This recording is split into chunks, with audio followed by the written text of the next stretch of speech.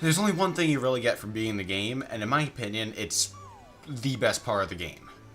You get the finished storybook in the library.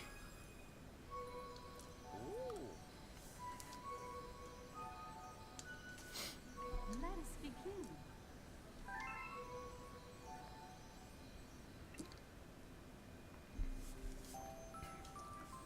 Chapter 1.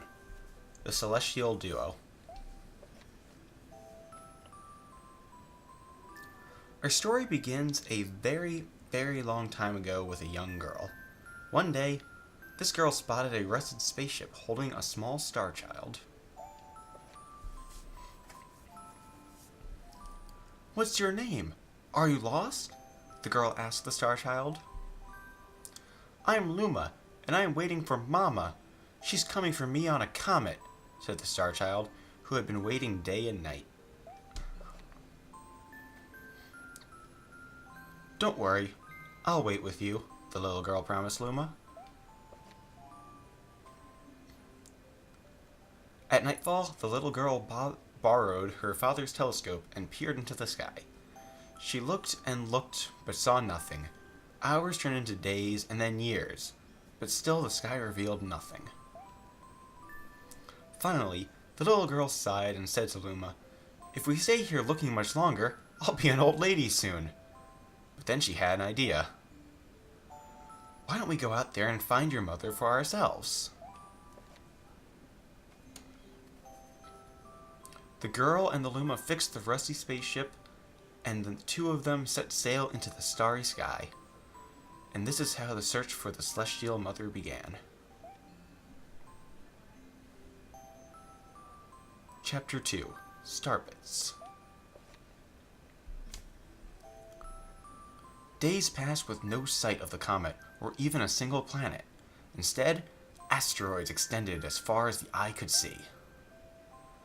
"If I had known it was going to take this long, I would have packed more jam," said the little girl, above the rumble of her belly.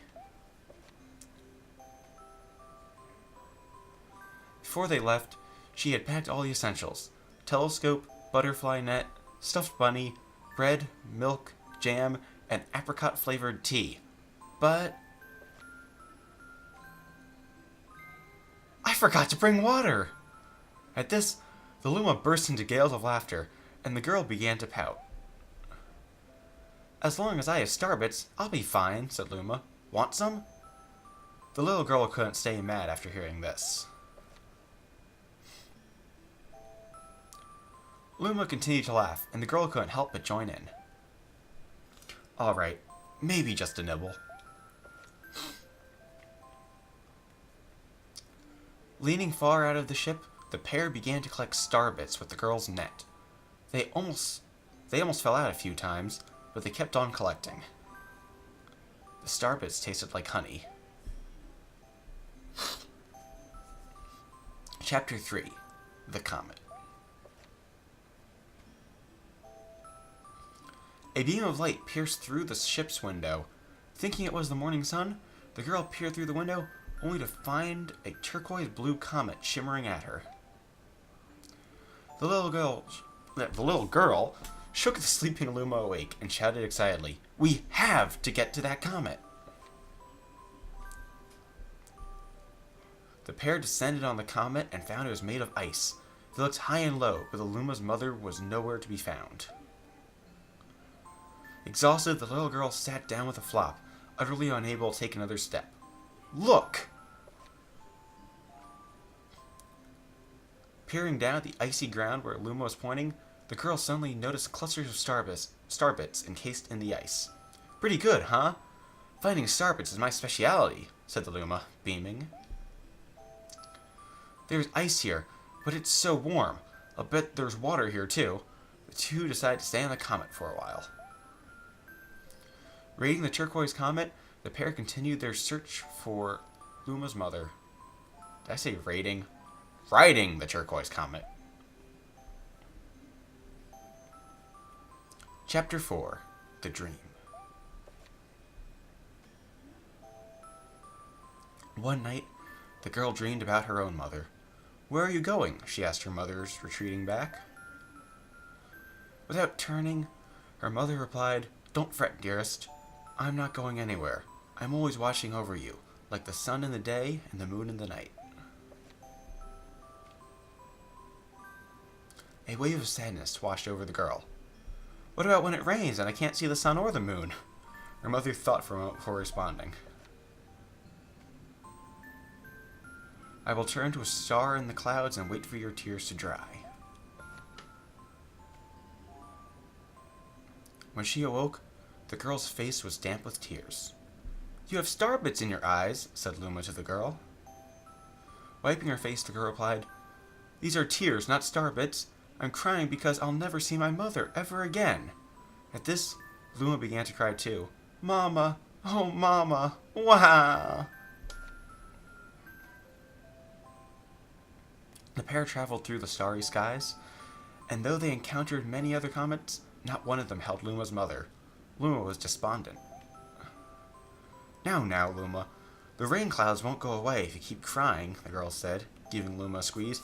"I'll give you a present if you stop." The girl closed her eyes and said gently, "I'll take care of you." With these words, she felt a small spark in her heart.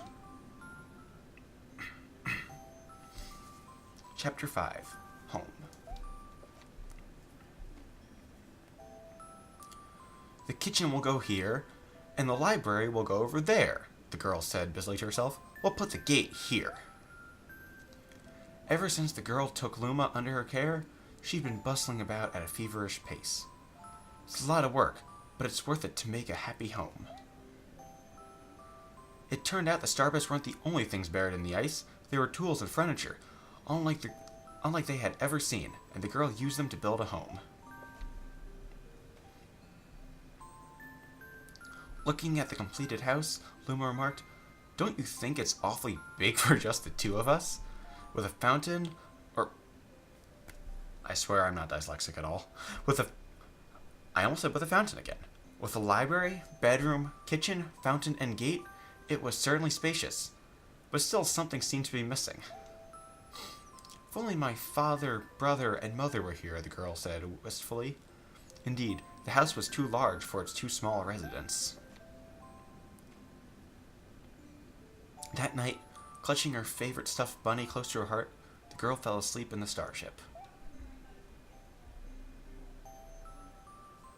Chapter 6. Friends. Then one day, while the girl sat sipping tea, a tiny apricot-colored planet appeared on the horizon. From the planet, another Luma of the same color emerged. "Do you two know each other?" the girl asked the two Lumas gleefully. Despite the girl's excitement, they seemed uneasy. The two Lumas neither drew closer nor backed away from each other. Instead, they just stared. Then one Luma broke the silence. "My mama!" At once, the apricot Luma parroted back, "My mama! My mama! My mama! My mama!" The two Lumas began to dance around the girl frantically, and neither showed any sign of stopping. The girl was so charmed by this by this adorable scene that she couldn't help but laugh. And that's when something very strange happened. Suddenly, more Lumas began to pop from the apricot planet. They were all different colors, but they all shouted the same thing, "My mama! My mama!" The sight of all the shouting Lumas only made the girl laugh harder. "What am I going to do with all these children?" The Lumas just stared blankly as she doubled over laughing. "I guess we'll have to name each and every one of you." Tomorrow, once she had finished naming them all, she would begin moving all the Lumas into the new house. Chapter 7. The Telescope. After seeing their 100th comet, a sudden thought popped into the girl's head. "I wonder if my home planet is still blue as it was." That's when she remembered her father's telescope. Peeking into the telescope, a tiny blue dot floated into sight. It was smaller than a starbit. How strange. It's so far away, but it feels so close. She twisted the knob of the telescope, and the blue dot grew until she could make out a grassy hill dotted with flowers. it seemed very familiar to her. Zooming even closer, a terrace on the hill came into view. I used to go stargazing there when I lived on my home planet. She remembered rubbing the sleep out of her eyes as she followed her father up that hill to look at the stars. She remembered how she and her brother would sled down that hill. She remembered having picnics with her mother on that hill on bright and windy days. And I want to go home. I want to go home right now. The girl burst into tears, and the Lumas didn't know what to do. I want to go home. I want to go back to my house by the hill. I want to see my mother. The girl was shouting now, her face wet with tears. But I know she's not there. I know all along she wasn't out there in the sky. Because...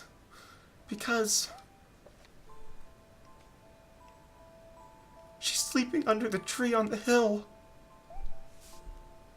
The girl's cries echoed through the stars, and a hush fell over the area.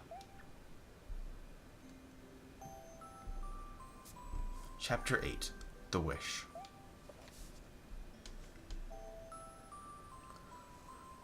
Though usually quite cheery, one day the girl became sad again.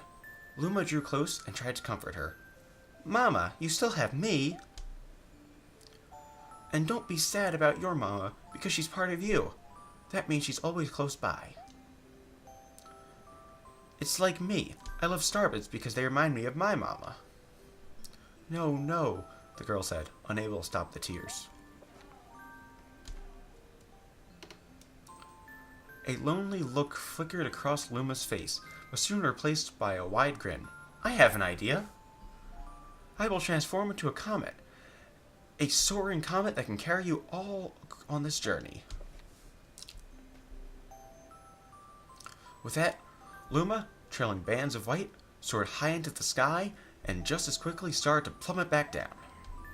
Kaboom! Kablam! The ground shook and a bright light poured out of the crater that the Luma had created. The bands of light twisted together to form a comet tail. And then Luma emerged, reborn as a comet. The girl could scarcely believe her eyes. But how? She kept asking.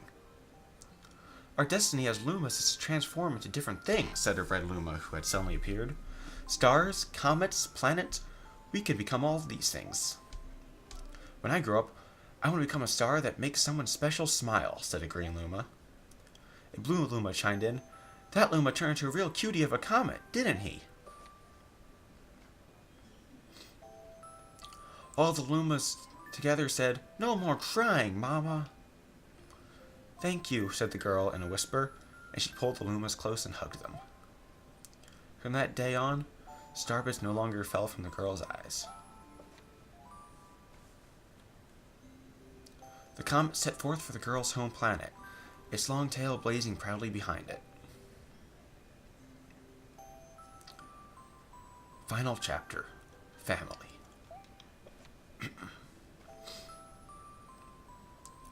With its many Lumas and telescopes, the comet was quite a sight to behold. The girl and the Lumas were proud to call it home. At a welcoming party for a new Luma, the girl gathered everyone in the kitchen and said in a louder voice than usual, All right, everyone, let's make a cake sprinkled with Starbits. Then it'll be a star cake. The Lumas excitedly began to gather the ingredients. As she watched the Lumas scurry about, the girl smiled and thought to herself, This is my family now, and I will stay with them until they're ready to leave the nest. And when they do leave, I'll see them off with a smile. Because that's what makes a mother happiest. That night, when the girl lay down to sleep, a soft light enveloped her and reminded her of the blue planet she once called home. But it would be nice to return home every 100 years to nap in my favorite sleeping nook. The comet carrying the Lumas, and the girl continues on its journey to this very day. With more family members in tow than can be counted, it's said that the planet visits the girl's home planet once every 100 years, its proud white tail glittering in the sky. The end.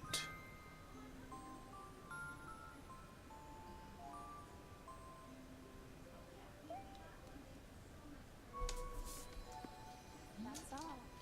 That's all. My story is finished.